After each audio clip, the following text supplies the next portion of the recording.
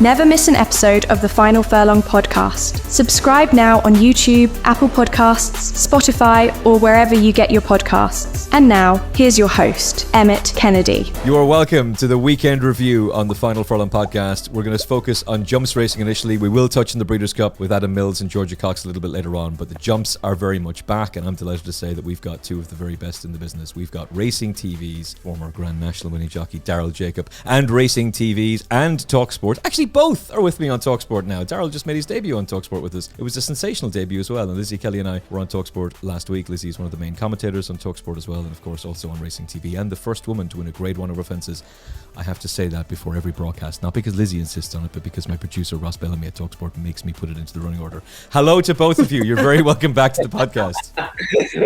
Actually, Lizzie's done very well. She's beaten me a few times up that Cheltenham hill as well, so she has. So I've got to give Lizzie credit where credit's due.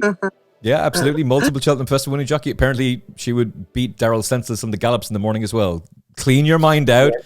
Racing gallops, that is. She was a lot braver than I ever was, Emmet, so she was. We spent 5 minutes about the bravery of Lizzie Kelly. We basically discovered that Lizzie's a bit of a lunatic when it comes to it because she'll just do whatever, whereas Daryl was a little bit more conservative, despite the fact that he won multiple Grade 1s and a Grand National, but Lizzie much more brave or reckless. Depending on whichever one you want to go for. Envoi Allen is the one we're going to kick things off with. This is one of the things we love about National Hunt Racing. The old fellas, the old girls coming back year on year. We get to know this form. But for Envoi Allen, a horse who was unbeaten in his first 12 starts, to be at the age of 11 winning yet another Grade 1. He's now a 6-time winner at Down Royal. He's the first horse ever to win the Down Royal Champion Chase 3 times. It lacked a little bit of substance. There was no Spillane Tower. There was no stellar story being scratched. I don't understand how he's gone off 11-4. It's madness, really. But Daryl, he was really, really good. Actually, look, isn't he? He's a wonderful horse, and he's credit to connections, isn't he? 11-year-old to keep coming back, and look, he's very, very good at the start of the year, especially around there on that sort of ground. And look at the strength and depth of the race. I suppose isn't the strongest, but look at all he can do is beat the horses there that's in front of him, and that's exactly what he's done. He's absolutely trounced them, and I think Daryl Keefe's got to get a big mention here. That's the second time he's ridden him as well. Obviously, he's taken over the reins from Rachel Blackmore, and he's fitted into that slot really, really comfortably and really well. And he's going to be a jockey as well this year. He's going to take higher order. He's going to be one of the first names that you're going to see on a Saturday in the papers at these big meetings now, and it's a big job for him. It's a huge opportunity for him, and he's taken him with both hands. But come back to the horse. I mean, what can you say about him? For any horse to win 10 races, it's hard. But to win 10 Grade 1 races and beating some of the horses that he's beaten in the meantime, and doing that, it's just phenomenal and brilliantly trained again by Henry de Bromhead since he took him over from Gordon Elliott. Yeah, it really is pretty remarkable. We haven't seen the horse since the Ryanair, where again he was carried out in his shield, finishing 3rd at the Cheltenham Festival. Now he's back with another Grade 1 win, Lizzie, and it was just a pretty flawless performance from him, and it seemed to me mean an awful lot to Dara as well. Yeah, obviously, as Daryl's mentioned, this is a big opportunity for him. Rachel's retired, and he's obviously no stranger to success, Dara, but I thought it was a really good advert for him. I really felt like this horse just came alive when they quickened. His jumping was absolutely super over the last 5, really. I thought that he was, he just looked to be really, really enjoying himself. And at this stage of his career, that's fantastic, that a horse can go out there and enjoy himself, still be loving his racing. And I thought it was a really, really nice performance. Where it puts him for the rest of the season, you kind of we just sort of wait and see. I would imagine, to be in that kind of form at the beginning of the season, you'd be pretty confident about him going forward in performing consistently. The problem will be that obviously you would like to hope the competition will get stiffer. Obviously, it was a bit of a weak race, and I felt like he was well able to perform. Founder 50 was the sort of closest rival. I felt like really for him, he was stepping up from 2.5 to 3, and I thought that the way the race was run would actually really suit him, because I felt that they didn't go that fast to start off with, and they kind of sprinted home a little bit, and that really would have suited a horse that was stepping up in trip for the first time. the ground was perhaps a little bit quick for him, but I did feel like he ran a bit flat, really. Yeah, both he and Western Fold, who was really well backed. I mean, he's a Galway Plate winner, so he was going to have to bridge a gap to get to Grade 1 level, and maybe take. It's a big jump, though. I mean, it's a big jump from I don't care, like from a Galway Plate. It's a huge jump from a winner of a Galway Plate. Very, very competitive handicap. Don't get me wrong, but when you're jumping up from a Galway Plate up to taking on a horse like Envoi Allen and, found a 50, obviously disappointed. It's a huge jump, and many of horses have tried it and many horses have failed. But Lizzie will tell you, just go back to Envoi Allen as a jockey for Daryl Keefe. Lizzie will explain to you as well. Isn't it, Lizzie? There's no better feeling when you jump 3 out and in midair, you're kind of sitting back and you're taking a pull because you've got the race under control. For a jockey, there's no better feeling in the world when the horses on your outside and your inside are sort of coming to their tether, and you're that quick through the air. You're actually taking a pull through mid-air because you don't want to land yourself in front and you don't want them to jump and run. You're actually taking them back. Isn't it a great feeling, isn't it, Lizzie? Yeah, it is. And I suppose he's obviously been able to win this race on him in the past. And so you're able to compare almost how you're travelling, better than last time or not as well as last time. So like Daryl would have so much information at his hands, like his fingertips, that he would know, like, right, I feel like I'm travelling just as well as I was when I won this last time. And yeah, like you say, Daryl, it's very easy to get like a bit over ambitious, a bit over enthusiastic through a race, but actually being able to take a horse back and just give him a bit more of a breather would have made his race easier for him as well. So he won't have exerted himself too much either. So I thought it was a really good starting point for the season. What do we make of Found a 50 though? Because as Lizzie has brought up, he does have a good record when going fresh. Maybe it was lack of stamina. Maybe the ground was a little bit too soft for him. Although he did win a Grade 1 at Aintree in similar conditions. Was just the step up to that distance too much for him first time out? Me personally, I think I've watched that horse quite a lot last year, and I think that horse, to be seen at his very, very best, he needs everything, and I mean everything, to go his way. And if 10% of it doesn't go his way, sometimes you don't get the full, the Founder 50 that you'd like to think you get. I just think he's one of those horses that he will always pop up, and he will pop up when the conditions, when the race, tactics, and everything is just absolutely just dropped to a T for him. He will pop up in good races, but whenever races are run against him, I think he's always going to be one of those horses that can be slightly frustrated. That's my own personal opinion. So are we going to start nicknaming Found a 50 Goldilocks? The porridge has got to be just right, the bed's got to be just right, and then he can win. What you like, Emmet. Gordon's going to love that one. Hey, how's Goldilocks getting on? He is. I imagine he is still a good horse, and look, the fact that he was well backed, Western Fold was well backed, that would bode well for both for the rest of the season. That at least it's disappointing when Gordon Elliott has his horses primed for that sort of meeting. Yeah, and he's, like you say, he's probably one of the only ones really that has sort of bombed out, isn't he? But look, don't get me wrong. Look, he's a very, very talented horse. He's been running in all of them top class horses, but I just think when it's this sort of a bracket, there's a big jump, and I think he's just going to have to. I think he's really just going to have to. Slower ground will definitely be in his favour, and like you say, he maybe just looked a little bit uncomfortable on the ground up there the weekend. Okay, Affidale Fury ran a cracker. To be fair, for Noel Meade, there is a line from Henry de Bromhead about going to the Savills Chase, not going to the King George. There's no point for whatever reason. He just hates travelling over to Kempton and hates that race. But the Savills Chase may very well be one he'd run well in. As things stand, there's a doubt about the participation of Galopin Des Champs in the John Durkin, which hopefully doesn't throw into doubt his participation in the Savills Chase. But it would be great to see him run a big race there. Slow, he'll go in that.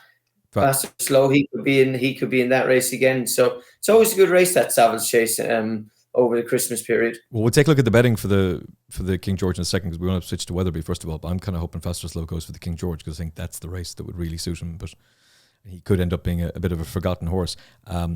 But there may be other King George contenders over in the UK. Hewick was sent to Down Royal last year and he pushed Envoi Allen all the way when finishing second. This time around, he was sent to the Charlie Hall Chase at Wetherby. He was sent off a 2-1 favourite, but he ran no race whatsoever. Instead, the race is fought out between friend of the show, Djelo, who we've loved on this show for quite a while. He comes out on top. He's got a fantastic record fresh. He does it again and he beats another horse who's got a great record fresh, who was trying this trip for the first time. And in the end, Djelo just had a little bit too much for him. He survived a real dive at the last fence, but he was good, Daryl. That was a Lizzie Kelly special at the last with Charlie Deutschson there. Fly or die.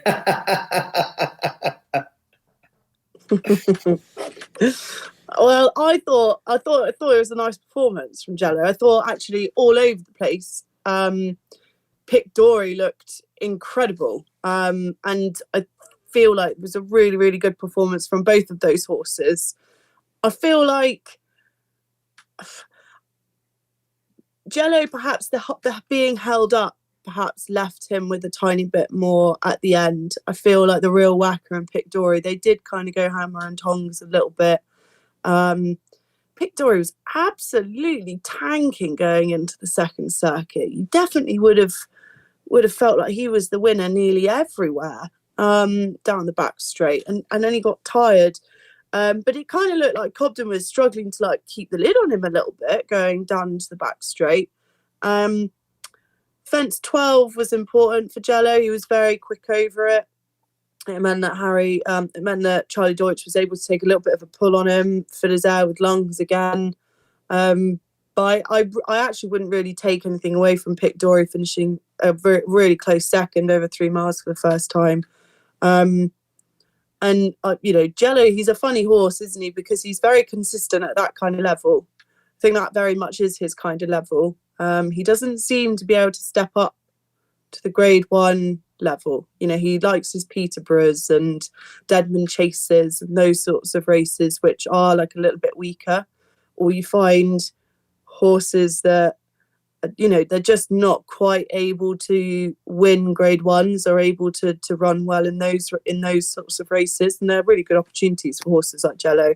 But I thought it was a really nice performance. But the problem is, I suppose, when you're looking at the wider picture, looking into how does that feed into the King George, you just can't really be sure that any of those horses feed into the King George really as at a competitive level.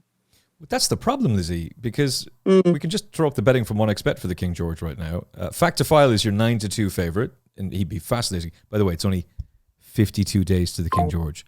Have you got your Christmas shopping done yet? My goodness, 52 days to Christmas, basically. It's like, I can't wait for the race. Hopefully everything will be going well. But Factifile, your 92 favourite. Last year's runner-up, Ile Francais, 7-1 with 1xBet. Banbridge, 10-1. Django By, the Arco winner, 12-1 shot. John Bond, Nicky's not going to do it. He's not going to do it. Oh, Nicky, he'd bolt up. 16-1. He wants to persist with the 2 mile route for him. Pic D'orhy 20s and then Djelo 20s. This is with 1xBet Ireland. You can sign up now at 1xBet.ie if you would like. If you're betting in Ireland, they're the new betting company shaking things up. We're hopefully going to have a big announcement to make for a couple of race sponsorships for major tracks in Ireland again, but even more so for at least one trainer and possibly 2 trainers. Big announcement for them on the back of the 1xBet series, but we need to clarify everything and go over the finer details. But more on that to come. The trainers involved know who they are. But you can check out 1xBet.ie. More than 7,000 events for you to bet on every single day. Fast withdrawals, new customer specials. Sign up now at 1xBet.ie. 18 plus, terms and conditions apply. Gamble responsibly. 1xBet knows the crack. Bet with your head, not above it. Djelo's not going to run in the King George, I would think. He's going to go for the Peterborough. Then he's probably going to go for the Deadman Chase, and he'll almost certainly win both unless something emerges from the novice campaign. Last year's winner, Banbridge, yeah, he'd be interesting for sure, and I've no doubt that Joseph will have him spot on, but Paul Townend gave him an unbelievable ride. Ile Francais with a new trainer. I don't know if we trust him, potentially, Daryl. Where's the new horses coming through, Daryl? Where's the talent for the King George? Well, looking at that betting, there's not a whole lot of them, is there? A lot of these, there's some of these novices from last year are probably going to have to step up quite a lot. And we were saying beforehand, there's a big step from being a Grade 1 novice to being a Grade 1 open company. It's at least, and I've always said it when I was riding Grade 1 horses, it's at least a £15 jump to get up into open company. And to be competitive in open company, you've got to be probably a little bit higher than that. So there's a huge jump. I mean, some of the novices obviously coming out. Nicky Henderson has got a couple of horses, and Willie's got some wonderful horses. But again, they are going to have to step up. But if you're looking at that betting there's a lot of them Willie older sort of protagonists that you would like to think that will be heading there. But then this is Willie Mullins, and you just don't really know what's going to go at any moment in time, and you probably won't know until 2 days before the declaration time. It was when horses are going to be declared. So, look at it. Djelo's got. I thought he was very good the other day. I thought 4 out with Pic D'orhy, the first fence and home straight.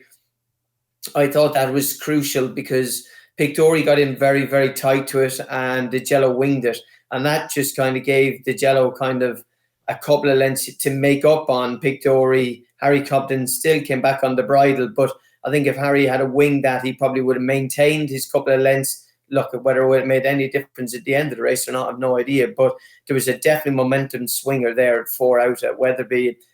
But look, you got to take your hat off to Djelo and Venetia Williams. I think that's only her second runner she's had since the summer's break. So to get a horse like that primed and ready, but you can see him there when he was in the pre-parade ring, when he was down at the start. He's very hot. He's a very active horse. He's a sweaty horse. So he's probably a horse that gets himself fit anyway without needing too much work. And a lot of Paul Nicholls' horses have been needing to run. So I know Paul Nicholls would have said that, he's had him ready for the day. I'm pretty confident there's a little bit more to come from Pic D'orhy as well. Oh, he was also going left-handed, which isn't necessarily his best best way around. No, but I was looking at his form. He hasn't, to be honest with you, I thought that was because he runs so much at Ascot, everyone thinks he favours going right-handed. But that's because obviously his owners, the Delahaye's, they've got a box at Ascot. They have a lot of runners. It's their local track. They have a lot of runners there. This horse, his record isn't that bad going left-handed either. So I'm not putting that down as an excuse why he got beaten. I just think the Djelo was, maybe just slightly better than him on the day. Yeah, and I really like Djelo. I think he's a very, very talented horse. It seems, Lizzie, as though when he goes into a Grade 1, there's some Irish horse to beat him, and that's the thing I'd be wondering about for that form's not good enough. Yeah, it's not good enough for a Grade 1. They're Grade 2 horses. No, you're right. It's not good enough. It's not good enough. They're Grade 2 horses, and that's all they are. All of them horses get found out in Grade 1s. I've got a few comments. First, like Djelo, I think I saw him at Exeter. You think he's going to be a big boat of a thing. He's not really. He's actually quite a small horse. And, he's a bit of a terrier, really. I can't believe Pic D'orhy has never tried 3 miles before. And you'd have said that was like a real good starting point to have nearly won a Charlie Hall on your first go over 3 miles. I'm sure we'll see him over 3 miles a bit more. But also, I think when you're looking at the horses feeding into the King George, I keep forgetting the Jukebox Man. Yeah. Because, of course, we lost him for that season, didn't we? But he obviously won the Corto Star at that meeting, didn't he? That was the one he won? Yeah. Yes, it was with Ben Jones. It was his first Grade 1, Ben's first Grade 1. So, that to me would be an obvious race for him to target this year if they feel like he's up to it. And I can't really see why you wouldn't think he was up to it. He obviously has course and distance form at the highest level. And Django Bay as well would be perhaps another one, the way he stayed on in the Arkle. I'm not sure whether they would want to step up to 3 miles straight away, but he's another one to remember. Like, he wanted every inch of that hill in the Arkle, and you could sort of see. But there are novice chasers that will be going into open company for the first time this season, and you do sort of think, apart from the very, very elites like your Factophile and your Galopin de Champ, like it's fairly weak underneath them, really, isn't it? Yeah, where are they? But of course, something's going to step up, and it's probably something we're not even thinking of. And the fact that Nicky Henderson wants to go Tinkle Creek and continue down the 2 mile route with John Bond, okay, fair enough. Surely that then means, well, Django Bay is going to go for the King George, and also JP or Frankie Tightlips has already told him, we've got something lined up for Kempton, don't worry. And that might very well be Factophile, who can't beat Galopin de Champ. I'm not convinced Nicky's going to send Django Bay to the King George this year. I think it'll be a year too soon. Oh. Yeah, quite possibly. Yeah. Oh, that's not in Nicky Henderson's mold. That's true. It would be very anti-Nicky. Yeah. I think Nicky will want to build that horse in open company in a nicer way than throwing them straight into that one of them races. You got to remember that King George, that's a hard race. That's a slog of race. The gallop is relentless. And you can very, very quickly, you can ruin second season novices by putting them into that whirlwind of a King George too soon. And I look at that. Huh? I'm quite surprised you think it's so grueling. Oh, it is. I've ridden in plenty of King George's. It's relentless. There's no let up. You jump out the gates, 3 miles. It's hell for leather, getting your position, holding your positions. So much going on around. There's very, very little time. Unless you're on the front end and you're traveling really, really well. It's a hard place to try and get in your breathers again. And then once you go halfway down the back straight, it's then basically full steam ahead. Look at the King George. Do you not find that the bends are almost like a bit like a slingshot? I always found like the speed of it came so naturally, but I only rode one horse in it a couple of times, and he was a horse who travelled very well. But I always felt like in comparison to an Ascot or a Cheltenham, like Kempton is flat and it's quick, and you get around those corners and you like fly around those bends, and I always felt it was of the top tracks, like one of the ones that was like. Yeah, but it's hard to get breathers into. If you're slightly behind the bridle, it's hard to get breathers into the horses. It's fine if you're up there and you're just jump, take a pull, like what Envoi Allen did at down Royal the other day. If you jump and you hold your position, you take back, you can see, yes, he can. And Cato Star was brilliant at it because he travelled and he jumped with so much enthusiasm and so much zest. But you even look at Cato Star at some points in them races, he was coming off the bridle because the pace is just relentless. It never, ever stops from the start of the race to the end of the race. And that's why whenever they come into the home straight, 3 out, you can see them, then they just start spreading out because it's, like you say, it's relentless. It's a sharp track. It's a quick track. But in that race, you have to stay very, very well. A bit like what Hewitt did, I suppose, a few years ago. They went very, very quick. There was no let up, and they just kept going from the fourth last. They turned it on from the fourth last, and then Hewitt came and done him to us at the back of the last. And Hewitt was 20 lengths off the base at one stage, but he just couldn't lie up, and that's the nature. A bit like Wetherby the other day. He was flat to the boards. I was surprised he was favourite. I never fancied him at Wetherby the other day. I just thought the way the ground was, the way that track rides, the way they get away from it in the home straight, me personally, it didn't scream out to me like it was going to be Hewitt's sort of a track. He's just not a horse you'd back as favourite anyway. Certainly not against that calibre of horse. Like, he's a very talented horse, and we've had a lot of fun with him and cheering him on for Shark. But he's a wonderful horse. Hey, fantastic. You wouldn't mind owning, would you? Oh, you'd be delighted. I'm sure Lizzie would love to buy a horse for 800 quid and end up going winning American Grand National with King George. What was the over-under on the 800 quid reference? What was the over-under on that for mentions on the show of Hewitt for that price? But he's a very, very talented horse, but he's just not a horse that you would back at 2-1, particularly in that kind of a race. I think you'd back him at 2-1 in a hurdle race where he's taking on inferior opposition, and there's a feeling that maybe this won't suit him. You can get away with it, but I was surprised he was that short a price as well. The question I have for you, Daryl, is given the fact that we have sort of deviated into a King George chat, which I very much liked because any opportunity to talk about a brilliant Grade 1 we'll take. Imperi Pass is 20s. Now, that's a serious Grade 1 performer, and you won a Grade 1 on him at this time of year. He's obviously very, very talented. I won the Grade 1 on him down at Limerick last year, and he was very, very good when he came to Aintree, wasn't he? He absolutely demolished his field there. Again, it's if I'm being totally honest with you, again, it goes back to I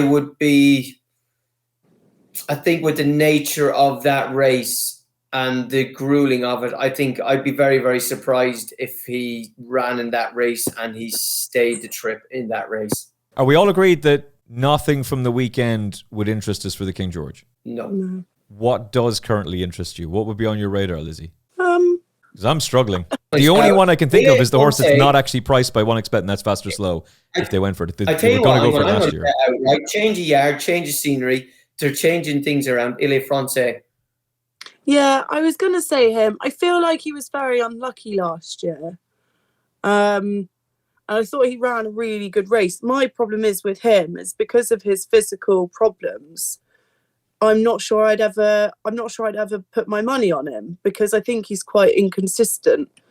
But when he gets going around there, I mean, when he won the novice grade 1 there on Boxing Day, he was unbelievable. You know, he was just marvellous. And they say that he likes the fences over here, and perhaps him being over here more long term will be a benefit to him. Obviously, you know, he's having to travel from France to get here for the King George last year and things like that. Like maybe that had a little bit of an effect. You know, you don't know. We're talking small percentages, aren't you, at the elite level? He'd certainly be, you know, really interesting. But Factophile, he's obviously priced up favourite. You know, I just don't get the feeling he'd come over. But yeah, it is an open contest. Willie's had Allaho. I wouldn't be backing any of them anti-post. Yeah, I don't think you can. I really don't, unless you're going to get a massive price. There's a lot of them horses aren't going to run in that race. That's the problem. Mm-hmm. That could end up being quite small field King George, actually. Yeah. When you really think about it, it could actually end up being a very small field King George. Yeah, nothing really appeals to me as things stand. Hopefully, we'll do a couple of anti-post specials in the coming weeks, and we'll talk more about it then. But I wouldn't be shocked if Factophile did go for it, just because they ran him in the Savills last year, and Willie had Allaho in the race a couple of years ago, and obviously Willie Mullins. There's a great grade 1 down in Limerick for him. Is it the? Oh, the race that Empire Pass won last year. No, that's the novice, isn't it? Oh yeah, it is the novice, isn't it? Yeah, sorry, you're right. Oh, we're going to let you away with that. We're going to let you away with that because yeah, you're right. Sorry, it's the beginning of the season. Plus, there is a big chase down there, though. There is a big chase down there. There is a decent chase down there that week. There's a great. And it was because. Oh, I can't think. It's 2 mile 3.5. He'd go around with his head in his chest. I can't think of it. I was thinking of Empire and Best, but it wasn't. You're right. It's the other one. But anyway, yeah. Move on. Yeah. It's just a bit of a nightmare. It's a nightmare of a race. I wouldn't be shocked if Factophile does end up going for it in the end, but I wouldn't be telling you to back him. But yeah, but if Galloping the Champs doesn't come out Christmas time, then Factophile is the one to beat in the Savills. Exactly. Yeah. Fast or slow, taking on him. Yeah, he can guarantee it. Willie will have a few horses for it. So, like you say, if Galloping the Champ isn't quite ready, he ain't going to risk him for the sake of just run them. He's going to make sure want to make sure that horse is well enough to go and, you know, have a good old blowout. So, you know, it could be Factophile's race there this year. Imagine that, fast or slow, 2 of them, which fast, good jumpers, bit of speed about the 2 of them. Could be a very, very interesting race at Christmas time. Yeah, I know people are screaming. I know the way you're thinking. I want to see that horse win again because that Gold Cup can just destroy horses. The ones who win it, not all of them come back. Galloping the Champ is like an enigma to a certain extent. Album Photo obviously won too. But I was looking up to see him down at Gavin's last year, and what a beautiful spectacle of a model of a horse. It's gorgeous. Yeah. Plus, he was given a very quiet preparation before winning the Gold Cup last year. Very. With the Grand National in mind. Yeah, that's what it was. That's it. Thank you, Daryl. I don't blame them at all. You're trying to get him there with a protected mark for the Grand National, and then all of a sudden you realise... And then all of a sudden you supplemented for the Gold Cup. This fella might win the Gold Cup, actually.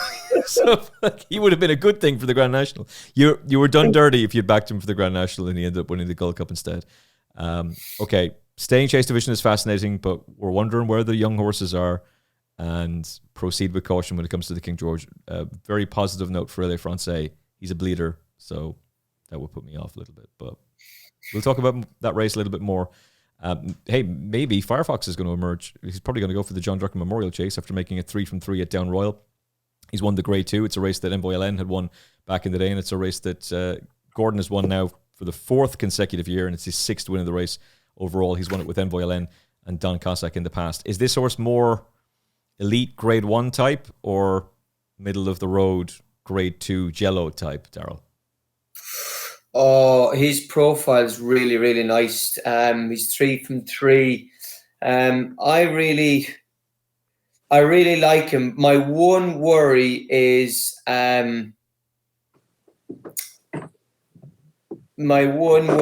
he was very good at the start of the year, and he sort of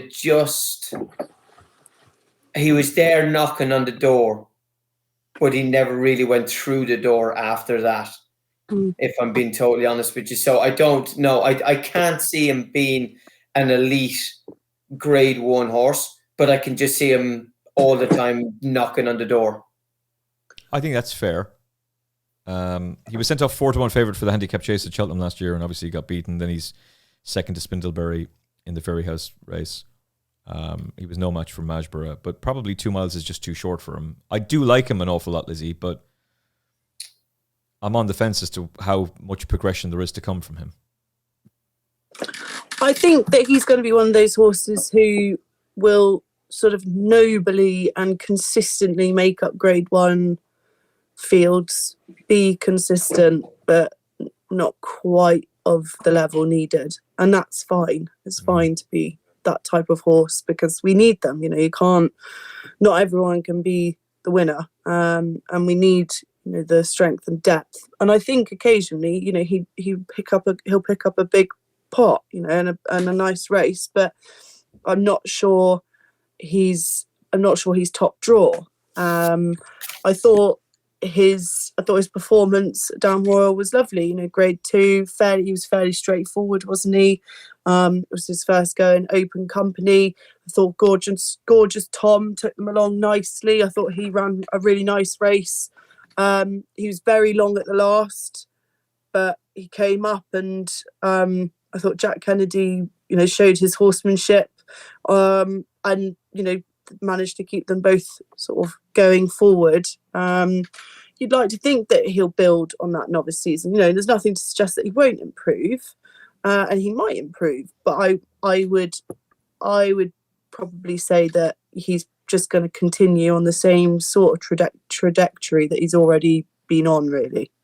Yeah, I tend to agree with that. I mean, I like Crow Park, I like Gorgeous Tom. Maybe both horses will improve for that. Maybe it's going to turn out Lecky Watson's an absolute machine, and he's the one we should be backing for the Gold Cup, and it's very obvious. Brown Advisory winner, Gold Cup the following season.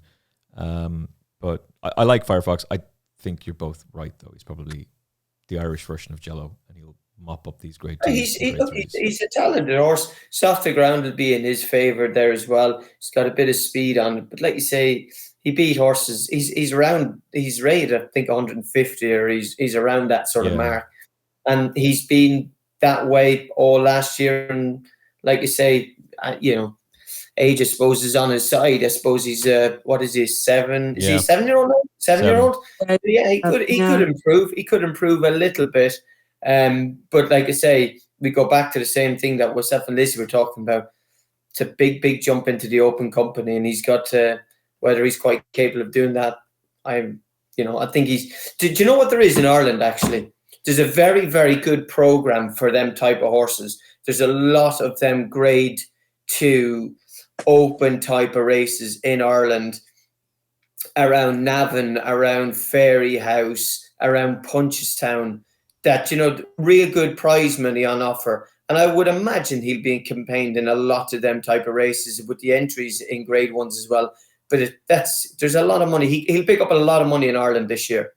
Yeah, I'd agree with that. He's eligible to improve going up in the trip as well. His brother, the Boss's Oscar, was placed in the Pretemps, and he looks like a more high-class version of him, like a much more high-class version of him. So it's entirely possible he is a 160 horse. We just haven't seen it yet, and you'll see it as he goes up. But he's not there yet. But I'm willing to see him improve for sure. Strong leader. Again, this was one of those ones with the benefit of hindsight. Like, how does he go off that price? He's very, very good horse in his day, and he's got a very good record fresh. And I guess he just did what was expected of him, despite the fact that he was sent off 15-8 somehow, Daryl. But he was given. I mean, to be honest with you, say 15-8. How did he go off that price? If any other jockey was riding him that day, he wouldn't have won. True. Sean Bone is just on fire. He's majestic. His timing is second to none. The horse, he said when he came in afterwards that the horse will have cheek pieces on him. And I think, to be fair, that's a fair shout, because he do. But I'll go back to the days with Big Bucks when I was in Ditchit and I was there. Big Bucks is the very same. You ever see Ruby Walsh when he was riding Big Bucks? He was always cajoling him along for the last half a mile, quarter of a mile. Ruby was playing a bit of tactics as well, and with other jockeys as well, was in the saddle, out of the saddle, in the saddle, out of the sides, trying to play mind games with other jockeys. Big Bucks is the very same. Off the bridle, behind the bridle, saving all of his energy till really when they needed him. And to be fair to him, I thought the second horse was given a brilliant ride by Harry Skelton, Take No Chances. I thought that was given given every opportunity to go and beat Strong Leader on the day. And I just think it was Sean Bowen was the difference between winning and losing. He was majestic on that horse. He is just a first-class jockey, Lizzie Kelly, and it seems the man cannot stop winning. Yeah, he's really found his flow now, hasn't he? And seems very comfortable, and is almost as well. He's just improving all the time. In the last couple of seasons, I think he's got better and better. Obviously, the horse that was disappointing, or we were disappointed that Potter's Charm fell. That was obviously, that took out one of the most interesting horses in the race. We know a lot about the rest of them, Strong Leader and the rest. We don't really know a massive amount about Potter's Charm, and this was going to be a really, really interesting. It would have been really interesting to see how he shaped up in open company for the first time, and how it all was going to play out. And obviously he fell, but he didn't actually fall as a result of the hurdle. He stumbled after the hurdle, so that was obviously really disappointing to not know what would have happened with him.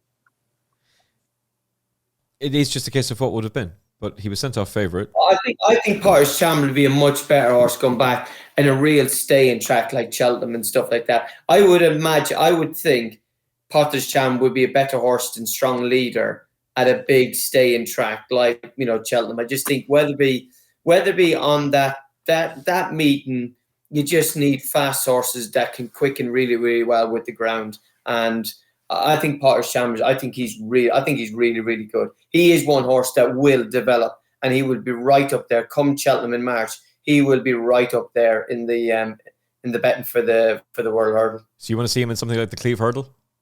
Yeah, he'll win that. He'll win that. He could even look at Nigel wouldn't travel him, but even there's some good races over in Ireland. The World Hurdle division isn't that great. It's not that strong, Well, it might be about to become strong with the yellow clay being inserted into it, but we'll talk more about him in future podcasts. He was due to run at the weekend, but obviously didn't. We're going to talk about the champion hurdler in a second in her run over the weekend, which had X in a tizzy. But this episode is brought to you by 1xBet, sponsor of 3 races at the Curragh the other day, and you can get involved at 1xBet if you're betting in Ireland right now. More than 7,000 markets for you to bet on every single day. There's fast withdrawals, loads of new customer specials and incentives. So much so, Safi is excited, but she can't join until she's in Ireland and until she's 18. Sign up now at 1xbet.ie. 18 plus, terms and conditions apply. Gamble responsibly, and only when you're 18, and only if you're up for having the crack and the great odds, and you're prepared to bet with your head and not above it at 1xbet.ie. How is Safi, Lizzie? Yeah, she's in great form. She's actually smiling there. She thinks that's really funny. Excellent. If you just require my dulcet tones to help her sleep or to entertain her, then just play the podcast whenever you need. Oh, thank God, all them days, them young kids there all past me now, thank God. Oh, they're so cute though, Daryl. I like holding them for about 10 minutes and then handing them back again. What's the sleep schedule like, Lizzie? She wakes up anywhere between 2 and then 4, and then she sleeps again until about 6:30. So it's actually not too bad. That's quite good. I'll take that. That. Could be a lot worse. But are you somebody who requires 8 hours of sleep a night, or can you just survive without that? No, I'm all right. I'm okay. I can. She's just a grafter. She's always been a grafter. And then she sleeps in her pram in the tack room, and I go out and muck out and ride one, and happy days. And not long before Safi will be helping out with that herself. Yeah, 100%. Yeah, and possibly becoming a fantastic jockey in her own right.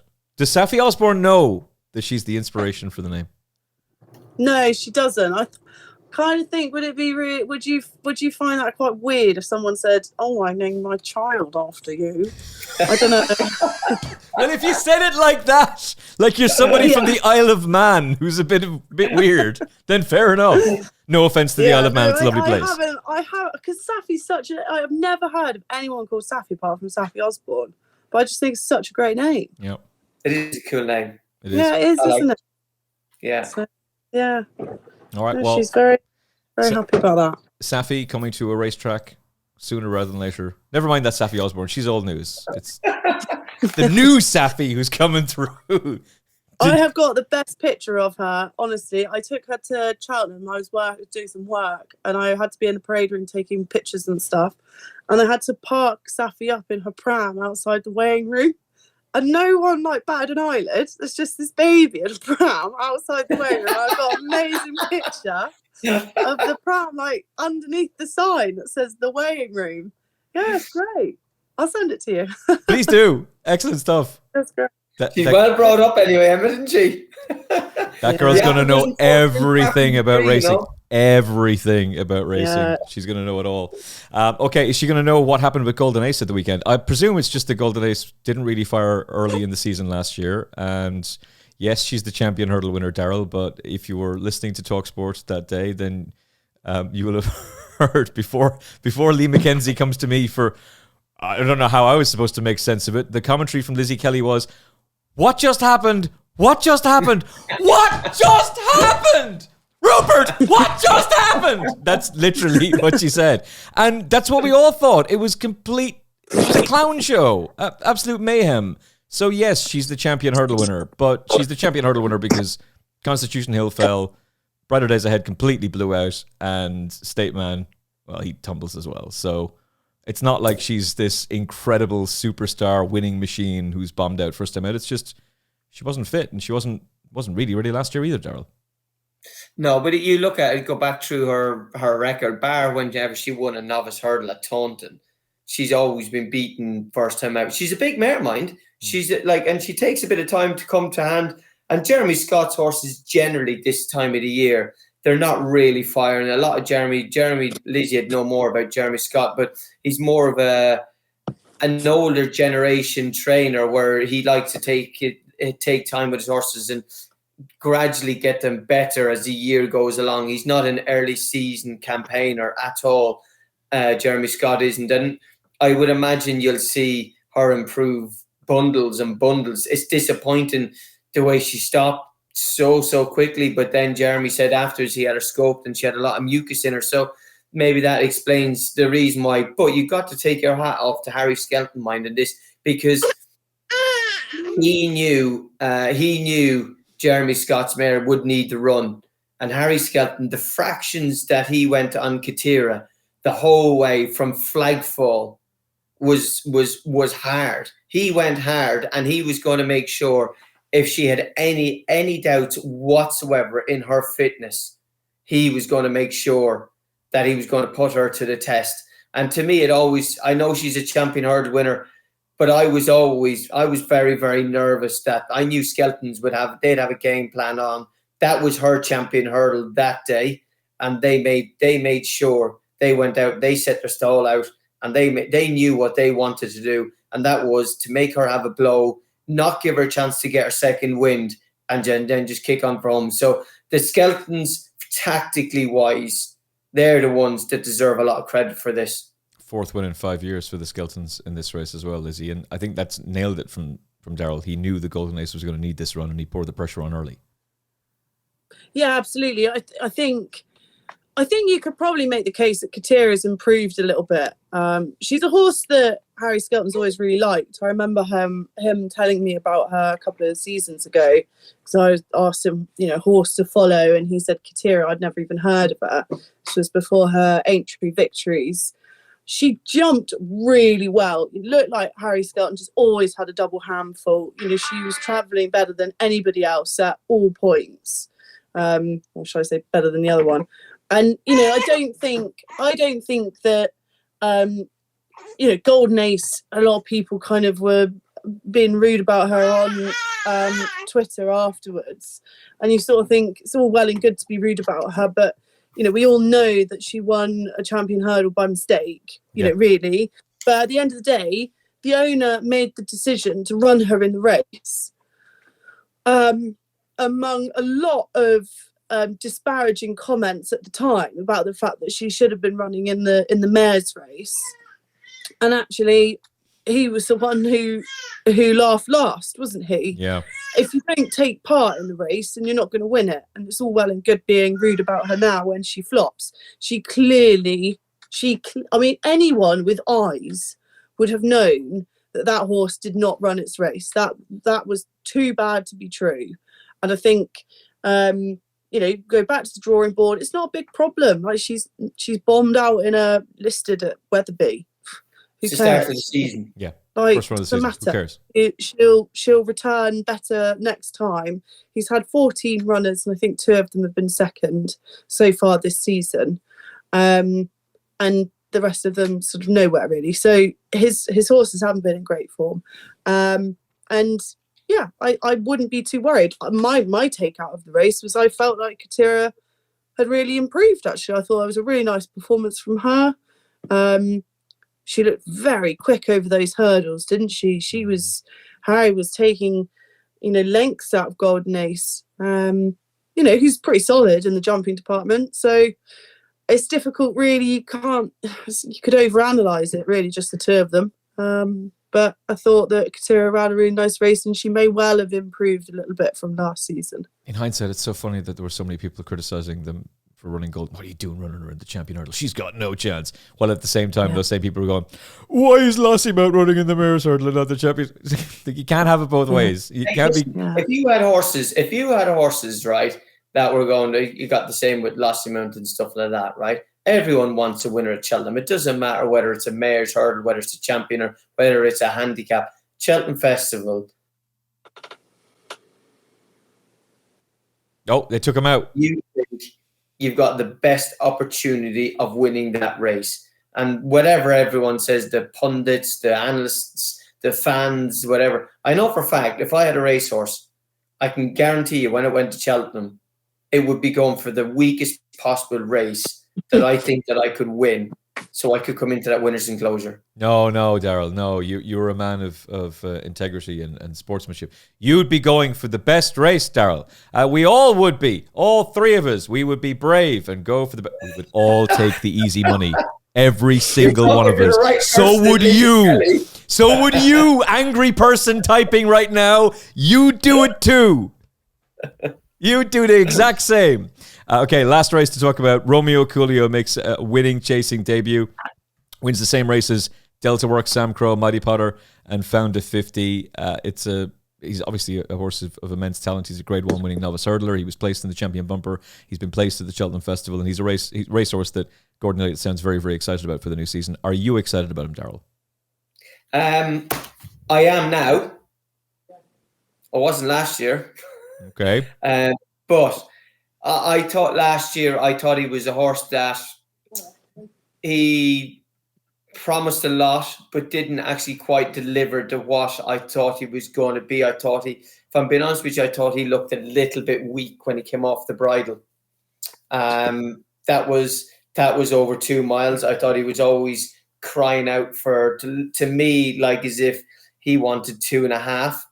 And after seeing him there the weekend, I know there's a lot of fences out, but actually just seeing him going around Down Royal the other day, seeing them fences, pricking his ears and attacking them fences, and just looked, to me, to the eye, he looked a completely different horse to what he was last year. Like I say, all of them races where he was favourite, second favourite, he was third, obviously, to Copac, to Boers in the Sky Bet Supreme, or the Mikey O'Sullivan Sky Bet Supreme.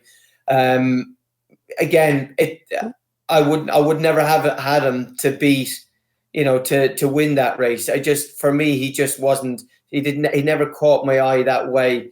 But actually, now seeing him over fences, I know there's a lot of fences taken out. But seeing him over 2.5 mile now, I'm excited now, because actually this horse will deliver at the top end. He will dine at the top end this year. Well, he's going to go for the Drinmore next, so we're going to see him in a proper graded race, and that's obviously a race that Gordon's had a lot of success in. But also, I think the next race will tell an awful lot more is in whether he's the same as what I thought he was last year, or actually whether he's going to go forward. But what I see him, I just love the way he's always had his head a bit high, hasn't he? He's always been about that. But actually, what I did see him the other day, he was actually lowering his head down to the fences. He was measuring his fences. He popped a couple of fences with Jack really nicely. And what I did like about him is over hurdles, he never really lowered his head. But actually what I liked him, he slightly lowered his head. He measured the fences really good. Again, the Drinmore will tell a lot more whether I go back to last year, what I feel about last year, or whether actually he will dine at the top end of the table. And I generally believe, watching him the other day, I do think he will be dining at the top. Well, the 2 mile 1 Grade 1 novice is back at the Leopardstown Christmas Festival, which is great. They got rid of the 3 mile Grade 1. Just stop messing with the program, lads. Just stop messing. Why do they keep messing with a program that's been there, done that, bought the t-shirt, and is very, very successful? I don't understand. I also don't understand why you get rid of it 1 year, then you go, oh, okay, that was a mistake. We recognize this was a mistake. We're going to put it back, but now we're going to get rid of the other one. Yeah, I mean, there was a lot of talk about that last year, wasn't it? Like Gordon, Willie, Henry. There was a lot of they were furious voices at that last year, wasn't there? I remember the talk about it. Yeah, and I kind of understand the perspective of the people who wanted to get rid of them, because their idea is, there's not enough runners and the field sizes are too small, so let's do something. You're getting best horses, though, are competing because they have to compete. Yeah. So it doesn't matter if there's only 4 horses. It doesn't matter. The top 4 horses in that division, they're the best horses in that division. Do you have a sponsor? Do you have a sponsor who's willing to support the race? Yes. Do you have trainers who are willing to support the race? Yes. Then don't get rid of it. I don't know. I'd sooner rather watch 4 horses, quality horses, going around in a Grade 1 than watching 8 or 9 geese flying around the bloody. Anyway, I'm going to get onto a different sort of subject. All right, anyway, Lizzie Kelly. I was going to say something rude about the horses, but it wasn't. So I don't know why I had to say geese. But anyway, you know where I'm coming from. Save it for the next show. Save it for the next pod. Lizzie Kelly, is Romeo Coolio going to be dining at the top table?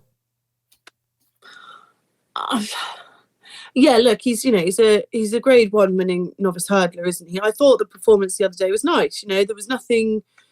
I personally didn't think there was anything really to write home about. But sometimes that can be the way with those good horses, is that it's also easy that it's almost like a bit. Well, I don't say boring, but they just are able to go through the motions because they are so capable. We've seen off his hurdles form that he is, really quality, nice individual. He's only 6, he's got loads of time. I feel like he's still quite framey, and he should be able to. Obviously, he's always going to be getting stronger. I thought the performance, as Daryl said, obviously they took out. I think was it 6 fences in the end. He didn't jump. Low sun, Lizzie Kelly, the plague of national hunt racing in Ireland. It happens every year, that meeting, though. It's unreal. Do you know what I thought was really nice? And this might be a bit niche, but if you're riding a horse and you've got that many fences out, so the first 3 they didn't jump, they've travelled for quite a long way before they see a fence. And he didn't bat an eyelid. Like, he just went down into that first fence. And you can find with young horses that when they take out fences or hurdles, you end up running for a long time before you see one, they can kind of back off or be a bit stupid. Like, he never missed a beat. Like, he just went straight down into it and jumped it really nicely. I thought that was a really good. I was like, oh, right, great. That's nice. Like, very professional. Obviously had been incredibly well schooled, obviously, from Gordon Elliott's. He's a Cafe Tara, he's only 6, like, there should be loads of improvement left in him. We've obviously already seen that he's capable of winning at Grade 1 level. I thought it was a really smart performance. One of those where you feel like it was a box ticking exercise. Like, right, we've done that. We've won our first chase, and we're able to move on, basically. She's warming, Emmet. She's warming to it. She's going to say in a minute, he's going to dine at the... No, I'm not going to say. You're warming to it, Lizzie. The more you talked about him, the more you were starting to get intrigued. Yeah. What's his ideal trip going to be? The glitter. You could see that coming in her eye, couldn't you? The spark was coming in the eye there. What's the ideal trip going to be? Because obviously there's no Turner's Novice Chase anymore. So could he be an Arc Horse? Could he drop back? Or is this the distance he should be staying at? No chance. He'd be going up if he's going anywhere. Okay. Yeah, I'd probably agree with Daryl. Hang on, I've just got to rescue my child from outside a window. Hold on.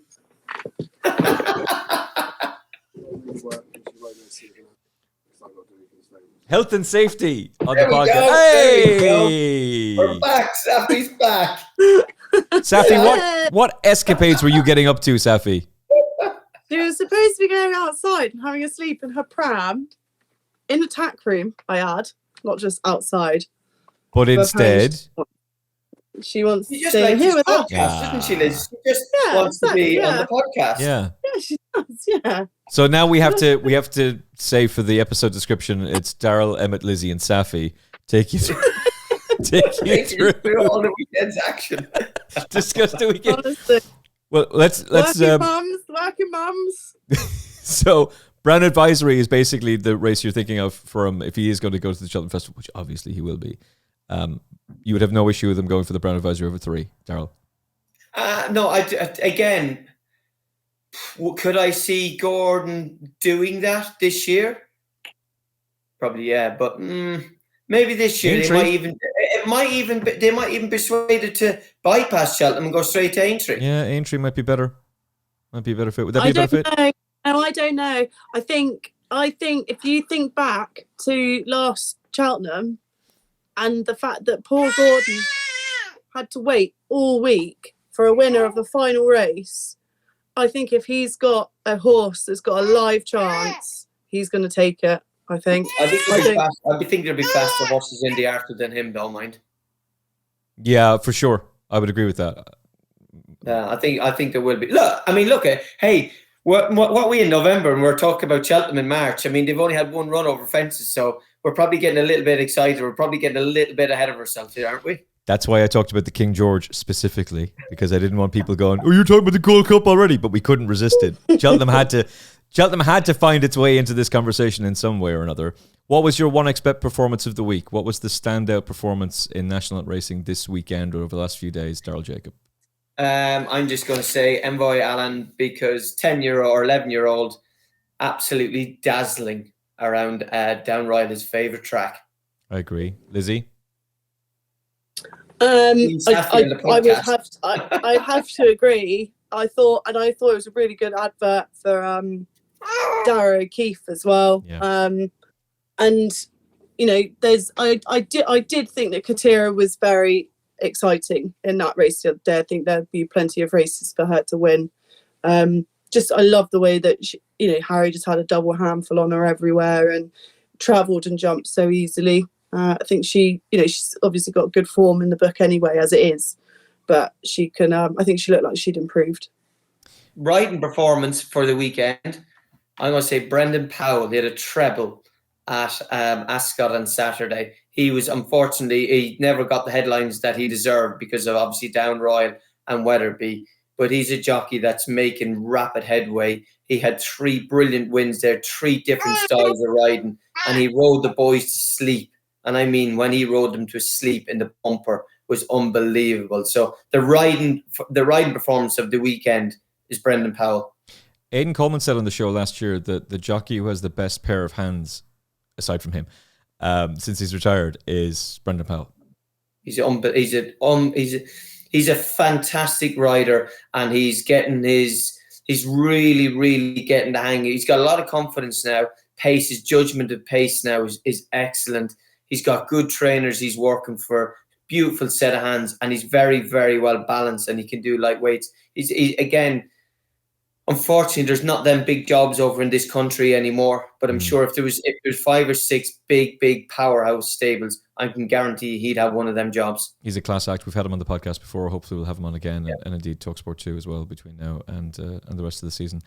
Great day at the Curragh for 1xBet. We sponsored 3 races. There was a lot of fun. Pat Flynn took one of them, and he was in great form, and it was great hanging out with him. And his lovely wife afterwards in the winners' enclosure. Ross O'Sullivan didn't even realise he'd won the 1xBet maiden. He was walking off the stands thinking, it was a nice effort there from Switch from Diesel, only to be told, you won. You somehow got up and beat Henry Source, factual fact. The National Hunt boys fighting out the finish of the maiden. So that was a lot of fun in that race, and a great day for Ross O'Sullivan as well. And Dylan Brown McMonigal was crowned champion jockey. He got back. I was tired from watching the Breeders' Cup and driving to the Curragh. He flew all the way back, having guided Ethical Diamond to a sensational win in the Breeders' Cup Turf, and was there to get the trophy. There was over 50 friends and family there to welcome him. Huge crowd at the Curragh. So well done to our competition winners as well. Carol Ann, Connor, Ronan and Benji, who we were chatting to yesterday, were great characters. We had a lot of fun with them. They got to hand over the trophy for the 1xBet maiden, which Ross Sullivan won. So I hope everybody who won their tickets and was there really enjoyed the day, and hopefully we'll have more competition giveaways very, very soon in the Final Furlong podcast. In fact, right now, there's the opportunity to win a copy of Paul Ferguson's excellent Jumpers to Follow in a podcast that we stupidly released on Saturday. We should have released it on Sunday. So if you watch that episode, you'll find details of how you can win a copy, one of 4 copies of Paul's excellent book, Jumpers to Follow. We'll announce the winner of that later in the week. Before we go, we have to mention the genius that is Willie Mullins. Willie Mullins, Lizzie Kelly checked this up for us beforehand. He won over £3 million in prize money in the British Trainers' Championship in 2024-2025. On Saturday night, he won over £2 million in one whole go. So he's getting 10% of that prize money in the UK, now 10% of the prize money in America. The horse beaten in the County Hurdle and the Scottish Champion Hurdle downs the dual Breeders' Cup turf hero Rebels Romance in an epic finish, and Davy Lane tipped him on the Triple H Racing podcast. Outstanding scenes. I wouldn't have backed him with counterfeit. That was just a stunning performance, Daryl. Look, it was a brilliant performance. But then again, you got the champion jockey riding for the champion trainer. And it's so nice and refreshing. And Lizzie will tell you again, when you go out there, right, and you ride in racehorses and you haven't got pressure of being, you got to be here, you got to be there, you got to be in that position. When you have the freedom to go out and ride a race as a race unfolds, all the top jockeys are very, very lucky. They're in that privilege. They ride the race on instinct. I mean, that race was just tailor-made. It was set up for Ethical Diamond. Drawn out wide. He was drawn 14. Was he drawn 14? I think he was out wide anyway, 14, 15, whatever it was. And you could see Dylan, you could see what he had. He had no pressure. The only pressure he had on was the pressure he had on himself, because he wanted to deliver and he wanted to think. But there was no pressure. Willie said, we finished 5th or 6th.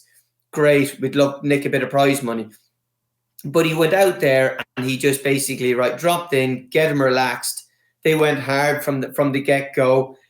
It's a fast track. So the race, the makeup of the race was always going to suit him, just whether he had the quality or not. But actually, if you looked back through his form, when he won at York, when he won the Sky Bet Ebor, fast run race, flat track, he's got that toe at the end of the race and he can go. And that is pretty much the exact same as what happened at Dalmar the weekend. He dropped him, he got him relaxed, they went hard, he moved them up the sections when he was moving up down the back straight. He wasn't actually gaining that much speed on him because they were slightly coming back to him, but he was making his ground freewheeling, as you say. He wasn't having to give him a kick in the belly to make that ground. The horse was naturally just closing the gap because the horses were slightly coming back. And he just, like you say, he just got the rub of the green, and he said it was going that well turning out of the back straight. I produced him wide to get a clear run, and it's like what Ethical Diamond does on a flat track. He's got that huge turn of speed off a fast gallop, and that's where you've seen him at his very, very best. And his best before that was at York, and also when he won that. What did he win at Royal Ascot? Was that the Duke of Edinburgh? No, the handicap. Exactly, another. So I just think the makeup of the race was brilliant, but I just thought Dylan was magic on him, is in the fact that he went out there carefree, and he just rode the race and let the race develop as he's seen it, or as he's seen fit. So that's my take on the race. But an outstanding training performance by Willie Mullins, and that man David Casey again. Time and time he does it again, doesn't he? It's so pleasing to hear that David is the one whose idea this was, because the Australian vets wouldn't let him run. He wouldn't even be able to go in the MRI machine because of the pin. So he couldn't run in the Melbourne Cup, and David Casey turned to Willie and said, let's go for the Breeders' Cup turf. What a story. Yeah, and, mental. Like, to sort of just like to have that level of ambition. You know, if that were me, I would have been like, oh, that's sad. We'll just go to Cork or whatever, I don't know. But Plumpton. like, just, the Plumpton Scottish National, or Scottish Hurdle, or whatever you call it. The Sussex champion hurdle out of Plumpton. The mental thing about Willie Mullins, and I've been thinking about this a lot, because I worked for him for a time, and I think to myself now, like, one day I'll tell, like, my children, my grandchildren or something, like, I work for Willie Mullins. And like, just to have seen it and to understand a bit more about, like, the, you know, behind the scenes and all the rest of it, like, it is amazing. But that day they had they've got runners in Australia, America, England and Ireland, all at the same time, all at the same weekend. Like, they're like a kind of global business, like an international business. They're on a different level to like anybody else in the sport. The majority of the people who are in the senior management at Willie Mullins would be able to train in their own right successfully, and most of them would probably be able to ride in races pretty successfully as well. And you think, like, to have someone like that in our time, I'm not a tennis fan, right? So I don't understand how good the Fab Four or whatever they were called were. Your Rafa Nadals and Federer, Djokovic. Yeah, thank you. I can't actually remember all Andy names. Murray for those, of course. Yeah, exactly. Like, I don't understand how good they were and how amazing it is to be a tennis fan, or was to be a tennis fan, when they were all competing. But like, I do understand racing, and I think we probably should. I think Willie Mullins probably does get a lot of praise, but I think sometimes it comes with like a negative, like, oh well, we can't do that because Willie Mullins will have like 6 runners in it and he'll just win. Like, yeah, I get that might be disappointing for everybody else, but actually watching him and his team perform at the kind of levels that they are worldwide, which is quite a big statement for a national hunt trainer, like that he's performing worldwide, is something we should really enjoy while we still can, basically. I completely agree with you. And Patrick's a genius. Well said. Eloquently put. And particularly when there's so many people who want to try and take away from it or diminish it. There was an editorial piece in the Racing Post a couple of weeks ago, and everyone's entitled to their opinion. Everyone can say whatever they want. But there was an editorial piece in the Racing Post a couple of weeks ago that said, Aidan O'Brien's not really the best trainer in the world because he's all the best horses. You know nothing about this sport if that's what you actually wrote. And that was approved by an editor to go to pub. That's staggering. Like, that really is. And I guarantee you, if Aidan O'Brien was a British person training in the UK, you wouldn't dare write that. You wouldn't dare express that kind of opinion. You'd be all over what a genius he is. I wouldn't diminish anything that Charlie Appleby has done. Not a single thing. But Dougie Costello gave an interview to the Racing Post a few weeks ago where he said Charlie has 200 2-year-olds. Well, that's the number that Aidan O'Brien has. Aidan's had 90 individual 2-year-olds. Charlie's had 65. We shouldn't be diminishing these people. We should be celebrating them. Charlie had an incredible success at the Breeders' Cup, and he'll have more. And they're bringing Notable Speech back next year, and they're going to bring Rebels Romance back next year. That's brilliant. These are global operations. The fact that Willie Mullins is able to mix it with them, with all the horses he has, it's up to you to beat him. You got to come up with a way to try and figure out a way to outfox him, but it's up to you to do that. And maybe Dan Skelton's going to do it this year. Maybe that's going to be thrilling to see if he can. But the fact that Willie has the ambition and the determination. This is a guy who had the O'Leary horses taken away from him. It was Jover for Willie Mullins. It was over. Gordon was going to be champion trainer of Ireland. Willie was going to be finished. All the owners were going to flee. No. He built himself back into bigger than he ever was, and Michael O'Leary came back to him. and would tell you he's gladly back with them and happy to support the other trainers as well. Just, guy's a genius. Incredibly resilient, incredibly creative, incredibly talented at what he does. It's not going to last forever, so we should all just admire it while it's there, and everybody else who manages to achieve Grade 1 success, because it's bloody difficult to do. Okay. Eloquently put, Lizzie. From Daryl Jacob, Lizzie Kelly, and me, Emmet Kennedy, thank you for watching. Thank you for listening. Smash a like in this episode. We didn't hassle you for it. We didn't ask you. All we're asking you to do is hit the subscribe button, hit the like button on this video. I really hope you've enjoyed it. And if you did, do that for us. This episode was brought to you by 1xBet. If you're betting in Ireland, check out 1xBet.ie right now. Over 7,000 markets for you to bet on. And of course, fast withdrawals. Bet with your head, not above it. 1xBet knows the crack. 1xBet.ie. Terms and conditions apply. 18+, gambleaware.org. From Daryl and Lizzie, who'll be back with us next week as we talk about... What are we talking about this weekend? We got the Grand Sefton. We're going to have to do some anti-post betting. Rails. The elite got some great racing this weekend. Oh yeah, the Holden Gold Cup. Yeah, Holden Gold Cup.